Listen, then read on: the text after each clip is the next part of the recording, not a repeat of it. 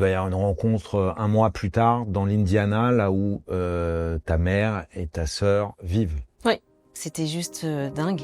Le moment où je l'ai vue arriver, j'attendais mes valises, et puis je me retourne et je la vois rentrer. Je la reconnais tout de suite, quoi. Et donc là, j'ai tout lâché. Et j'ai couru dans ses bras, et là, il y a la vidéo, c'est le copain de ma petite sœur qui filme. Et j'ai tout lâché, je suis restée dans ses bras, je sais pas, 1 minute, 2 minutes. J'arrivais pas à la lâcher.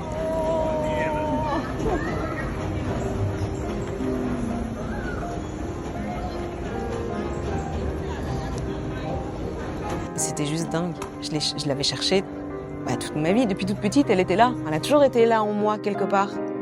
J'ai toujours pensé à elle. Et là, voilà. Et là, elle était là. Il n'y a pas de...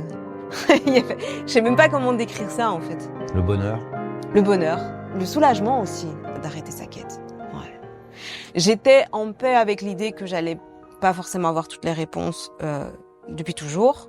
Je me suis toujours dit, je ne peux pas et je ne veux pas que mon bonheur dépende des informations que je trouve ou que je ne trouve pas. Ça a été vraiment un leitmotiv dans ma vie, mais le fait d'arrêter cette quête, oui, c'est un soulagement incroyable en fait.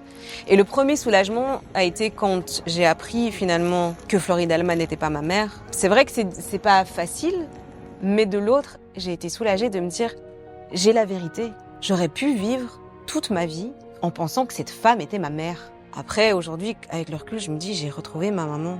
C'est un miracle. Il n'y a pas d'autre terme.